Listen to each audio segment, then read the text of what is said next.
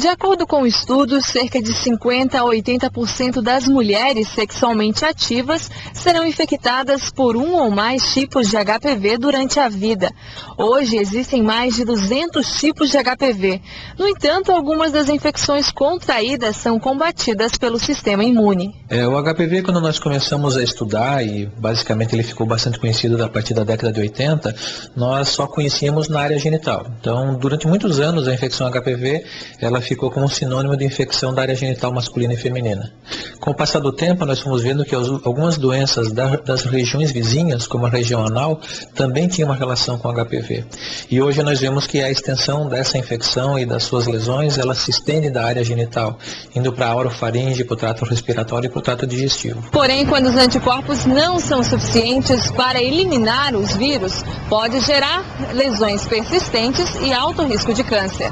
Dependendo da localização, nós temos diferentes formas de contágio. Como a grande maioria das infecções é na área genital, então a grande responsável pela transmissão é a relação sexual. Nós poderíamos dizer que da infecção HPV na área genital, tanto do homem quanto da mulher, 95% das vezes a transmissão é sexual.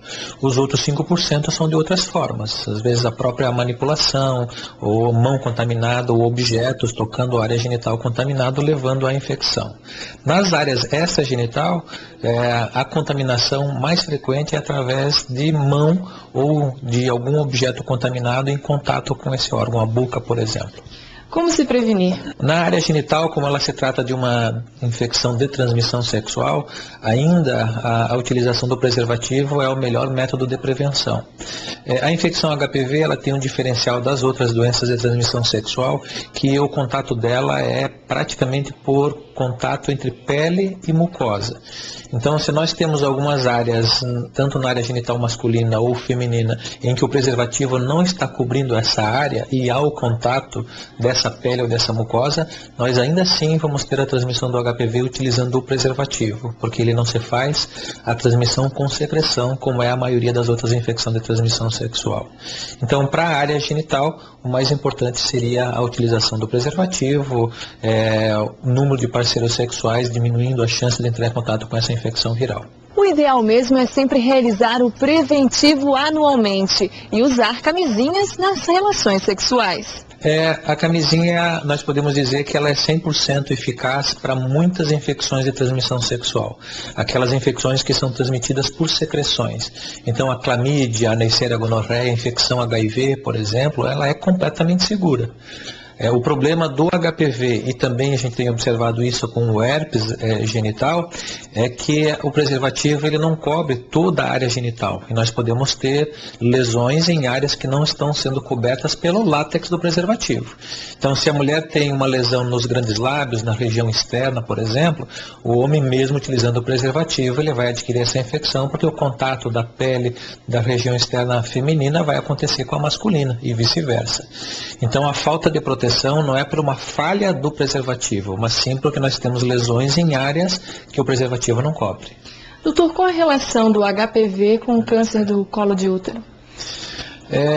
Há muitos anos nós sabíamos que existia alguma correlação entre infecção, transmissão sexual e o câncer de colo. Porque os trabalhos já de muitos anos atrás mostravam a correlação de câncer de colo com mulheres que tinham atividade sexual. Durante muitos anos, vários agentes sexualmente transmissíveis foram, inclusive, responsáveis como causadores do câncer. Na década de 80, os estudos, através de novos métodos científicos de detecção de micro-organismos, comprovaram que o câncer de colo de útero ele é causado pelo HPV. Então, não existe o câncer de colo de útero, a não ser algumas linhagens diferentes de câncer, como melanoma e sarcoma, que é extremamente raro no colo do útero, mas todos os outros casos de câncer de colo, o causador é o HPV. Só que ele sozinho não consegue levar ao desenvolvimento do câncer. Então nós precisamos ter outros fatores, que nós chamamos cofatores, que estão associados ao crescimento e ao desenvolvimento da infecção. Fatores imunológicos, alimentares, ambientais, tabagismo, tudo isso contribui para que o HPV possa levar a uma infecção persistente no colo e aí desenvolver o câncer. Então, hoje, é bem definido que o câncer de colo de útero é causado por um vírus, é uma infecção inicial, e esse vírus é o HPV. O HPV também é responsável pelo câncer de garganta e boca? Sim, os últimos trabalhos têm demonstrado que nós temos uma correlação entre vários cânceres do nosso organismo com a infecção pelo HPV. Na área genital, nós temos quase que exclusivamente essa relação. O colo, por exemplo, é exclusivo. A região externa genital masculina e feminina de 50% a 60% tem associação com o HPV. O câncer anal, que vem crescendo muito nos últimos anos, 85% está relacionado ao HPV. Os cânceres da orofaringe, do trato respiratório, cerca de 20% deles estão associados a esse vírus. E 10% dos carcinomas associados ao trato digestivo também estão associados a esse vírus. O principal responsável pela transmissão do vírus são os parceiros. De acordo com uma pesquisa realizada nos Estados Unidos, cerca de 50% dos vírus se encontram nos homens. Pela forma sexual, sem dúvida. Então, se nós formos levar em consideração o problema ginecológico ou o problema genital feminino, os homens são os grandes transmissores da infecção pelo HPV. O problema acaba sendo maior nas mulheres, porque pelas características próprias do trato genital feminino, há uma predisposição maior de qualquer infecção, não só do HPV, dela persistir ou prolongar. Mas o grande transmissor da infecção para a mulher ainda continua sendo através da relação sexual e sendo pelos homens. Uma solução para o problema é tomar a vacina, que desenvolve mecanismos de defesa contra o vírus. Durante muitos anos se observou que muitas pessoas que desenvolviam a infecção HPV criavam anticorpos contra aqueles tipos de vírus. E mais ou menos 1/3 dessas pessoas que apresentavam esses anticorpos acabavam se protegendo contra uma nova exposição viral. Então isso fez com que vários estudos começassem a avaliar a possibilidade de nós termos uma vacina contra o HPV que tivesse uma eficácia tão boa quanto as várias outras infecções virais que nós temos no mercado. Muito semelhante à hepatite B, por exemplo, que é uma infecção viral e que também pode causar câncer ou câncer hepático. A partir do momento que se começou esses estudos, se desenvolveu o que nós chamamos de VLP, que na verdade seria a cápsula do vírus sintética feita em laboratório, que não contém o DNA do vírus, tem apenas a cápsula viral, e quando essa cápsula ela é inoculada na forma de vacina, o nosso sistema de defesa consegue produzir uma grande quantidade de anticorpos que vão neutralizar a infecção pelo vírus. Então essa vacina, que ela é feita parecida com as vacinas que nós conhecemos atualmente, em 3 doses, nós temos, a partir já da segunda dose, um nível de anticorpos no nosso organismo suficiente para bloquear o momento em que o vírus entra em contato com a nossa pele ou a mucosa. Então o grande futuro na prevenção das infecções pelo HPV e que também vai se refletir nos cânceres associados ao HPV, principalmente o câncer de colo de útero, será com a utilização dessa vacina anti-HPV. Doutor, qual a importância da realização do preventivo? O preventivo, ou conhecido também como Papa Nicolau, ele é um exame que vai fazer o rastreamento e o diagnóstico das lesões iniciais do câncer. Inclusive do câncer também, mas o objetivo de nós estarmos realizando esse exame é fazer o diagnóstico das lesões precursoras do câncer, tratar essas lesões e evitar que aconteça o câncer. O câncer, o câncer de colo de útero, por exemplo, ele é uma doença completamente prevenível.